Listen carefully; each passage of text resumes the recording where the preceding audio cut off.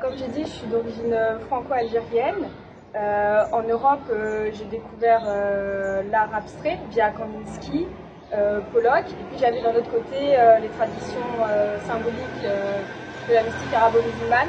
Et en fait, quand j'ai découvert Kandinsky, ça a créé un lien avec les traditions symboliques. J'ai senti un lien entre les deux. C'était deux manières d'exprimer la spiritualité. Et donc j'ai commencé à peindre du coup en France. Ça a été assez difficile au début parce que je vis à Bordeaux, qui est une ancienne ville du commerce triangulaire. Donc comment vous dire que l'art contemporain africain là-bas, ça a été assez compliqué, mais j'ai très vite été suivie par CDI, partout, donc des gens, des collectionneurs et des acteurs du marché culturel de la ville qui m'ont dit comment faire, où aller. Donc, du coup, j'ai vite bougé, j'ai été très bien accueillie à Bruxelles. D'ailleurs, après Dakar, je vais directement à Bruxelles, à Paris aussi un peu mieux. Et j'ai compris que j'étais dans l'art contemporain africain il y a que 2 ans en fait. Au début, je peignais par nécessité. Et c'est après, en rencontrant du monde, qu'on m'a dit que j'étais dans l'art contemporain africain. Puis j'ai senti une connexion en fait avec ce mouvement-là. Et petit à petit, je me suis dit, ça serait bien que mon art soit connu dans le monde de l'art contemporain africain. Et j'ai vu que la Biennale, c'était l'endroit où il fallait être.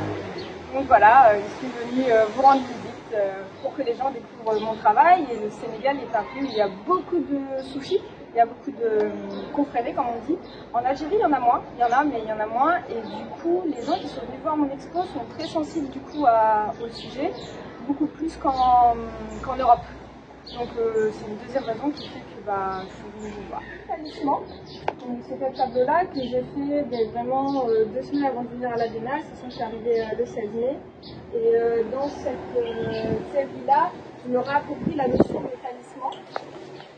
Il y a des symboles auxquels on attribue des vertus magiques. Et du coup, on pense qu'en portant cet objet, on va bénéficier de la magie de cet objet. Donc généralement, on utilise des talismans pour avoir de l'amour, de l'argent, de tout ce qu'on veut. Il y a plein d'autres choses. J'ai même vu un document quand j'étais en France, du Sénégal, comme quoi dans les taxis mettaient accrochaient des talismans sous les voitures pour pas qu'ils tombent en panne. Je trouvais ça marrant. Bref. Et donc là, dans mes tableaux, ce que je veux, c'est me réapproprier le talisman, que la personne qui contemple mon tableau se reconnecte à sa force intérieure et qu'elle comprenne qu'elle n'est pas dépendante d'un objet qui est à l'extérieur d'elle, mais plutôt qu'elle reconnecte avec sa force et que du coup, elle-même puisse se considérer comme un talisman entre guillemets. C'était ça l'idée de base. Donc, on peut voir dans les tableaux qu'il y a un mélange entre expression symbolique et abstraction. Je me suis inspirée des traditions symboliques de la mystique arabo-musulmane, étant d'origine algérienne. J'ai grandi en France, j'ai été élevée par la tradition algérienne bien forte à la maison. Donc il y avait une dissonance qui s'est créée entre la vie à l'extérieur la vie publique et la vie privée en fait. Et donc, ça, il faut un équilibre, on va dire, c'est le classique de la vie de culture. Et donc, dans mes tableaux, dans cette collection-là, il y a 2 lectures. Il y a la lecture qu'on voit à la lumière ordinaire. Donc là, on peut voir déjà quelques symboles. Ici, c'est les sceaux de talisman, les sceaux arabes de Salomon. Donc, pour que j'explique, parce qu'il a fait une vidéo, Aïcha, je la remercie. Les sceaux de Salomon avait, par l'autorisation de Dieu, de commander les djinns. Moi, je dis djinns au pluriel, mais bon, on n'est pas tous d'accord. Et on dit c'est grâce à ces sceaux, ces signes qui étaient sur une bague, qu'il avait le droit qu'il agissait sur ça. Vous allez voir aussi des lettres arabes. Là, c'est ce qu'on voit de manière visible à la lumière ordinaire.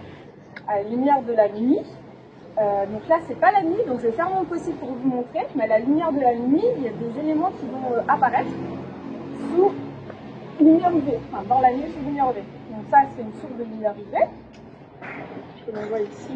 Donc ici, ici, on va voir que c'était une relief, cette spirale en haut. Et là, si on voit pas bien, mais du coup, il y avait 100 noms d'Allah qui tournent dans cette spirale. C'est relié aussi à un carré magique ici. Et ça va relier aussi ici. Alors là, la lampe, elle n'est pas assez longue par rapport à la. Et en fait, dans cette partie-là, on va voir, là on voit pas, je suis désolée Aïcha. Je vous invite à venir à partir de 19h. Sur les visites guidées, vous verrez la deuxième version du tableau. Là, on voit les 7 lettres tombées de la Fatiha. Donc pour ceux qui ne connaissent pas, les 7 lettres tombées de la Fatiha c'est la sourate d'ouverture du Coran. Et dedans, il y a toutes les lettres de l'alphabet sauf 7.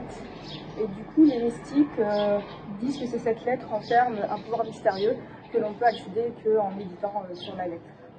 Et on pourrait se demander pourquoi je fais appel à toute cette symbolique en fait. Et on pourrait aussi tomber dans la pensée où Zora, elle prône l'islam et que je dis aux gens de devenir musulmans. Pas du tout, chacun fait comme il veut, c'est pas du tout le message. C'est juste qu'à travers cette éducation-là, j'ai découvert le côté mystique. Et le côté mystique m'a appris à aller chercher des informations dans l'invisible. Ce côté-là qui m'intéresse. Et c'est ce que je veux montrer aux gens, c'est que les informations, elles sont pas toujours visibles. Il faut faire un effort de prospection, des fois de solitude, de contemplation, d'introspection pour aller trouver ces informations. Et le fait d'être dans le noir et d'éclairer par une autre lumière, pour moi, c'est comparable à une expérience mystique. On doit peut-être dans une grotte, dans le noir, réfléchir. Donc on doit traverser la solitude, la peur, pour arriver à une information. C'est un peu ça l'idée, enfin c'est même totalement ça l'idée de cette nouvelle collection. En fait, petite, j'ai une histoire assez compliquée et je me suis très vite enfermée dans le langage symbolique. Mais je ne savais pas à l'époque, je créais juste un code secret. Et je faisais des choses pour pas que ma mère m'engueule parce que je sentais que je pensais des trucs qui n'étaient pas bons. Donc j'avais déjà développé des petits, un langage symbolique ou de l'abstrait, mais voilà, qui n'était pas facile d'accès. Donc je me sentais en sécurité dans ce monde-là. C'est qu'il y a peu que j'ai compris ça en fait. Mais très petite, j'avais commencé par ça. Et je me suis toujours déterminée comme une artiste de peinture spirituelle, ça c'est sûr, hein, j'ai un penchant énorme pour totalement pour la peinture spirituelle, voire de plus en plus pour la peinture mystique. Et est-ce que je suis une artiste plasticienne? Alors j'ai de plus en plus d'idées d'installation. Donc ceux qui veulent me soutenir, c'est avec grand plaisir parce que les idées fusent, les maquettes sont là, mais j'ai besoin qu'on me reçoive de fonds pour pouvoir mettre ça en place. Mais je pense pas que je vais me limiter qu'à la peinture. C'est sûr qu'on va de plus en plus faire des installations. Mais je pense pas que j'abandonnerai la peinture. Déjà dans ça, on peut voir qu'il y a de la broderie dessus, il y a des fils de fer. Et j'ai fait en sorte que ce soit transportable. Parce que sur un tableau, je voulais même mettre la mini-base en poterie collée. Mais voilà, il fallait que ça soit aussi transportable. Donc oui, artiste plasticienne, dans quelques mois, je pense que je vais passer l'étape. L'expression symbolique, elle est apparue, j'ai une grande partie que abstraite. Et au bout d'un moment, j'étais attirée par les chiffres et les lettres. Je ne sais pas pourquoi. Je voyais des chiffres, des lettres dans mes rêves, des chiffres, des lettres. D'ailleurs, ce tableau-là s'appelle le rêve du tigre parce que je l'ai vraiment vu. En rêve, je l'ai peint. Et je ne comprenais pas pourquoi j'étais attirée par ça. Donc j'ai commencé à faire des recherches. Et là, j'ai compris la force du symbole qui relie une partie tangible et intangible. Et j'ai trouvé que c'était un support vraiment intéressant pour parler de l'invisible. Et donc là, j'ai dérivé totalement vers l'expression symbolique. Et je dérive très facilement. Donc dans 2 ans, je ne sais pas où je vais. Les arts abstraits, on les voit dans les décorations, dans les chants, dans les vêtements. Il y a toujours eu de l'art dans les religions. C'est un support de méditation également. Donc, on ne doit pas. Enfin, je pense que je ne suis pas la mode du tout, mais je me suis posé la question de pourquoi le figuratif est interdit, comme tout le monde, à mon niveau.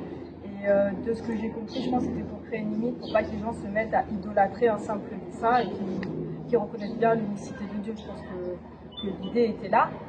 Et voilà quoi. Mais oui, je me rappelle quand j'étais jeune, je priais, il y avait des sœurs à Tours, Zora, c'est pas de dire ce que tu fais. Voilà, on me l'a souvent dit. Je disais merci, je rappelle. Et je continuais mon travail. Je pense qu'il faut être en accord avec soi et pas forcément avec les autres. Le plus important, c'est de faire son chemin à soi. Peut-être qu'un jour, je dirais c'est pas bien, mais il faut que ça vienne de moi, pas des autres.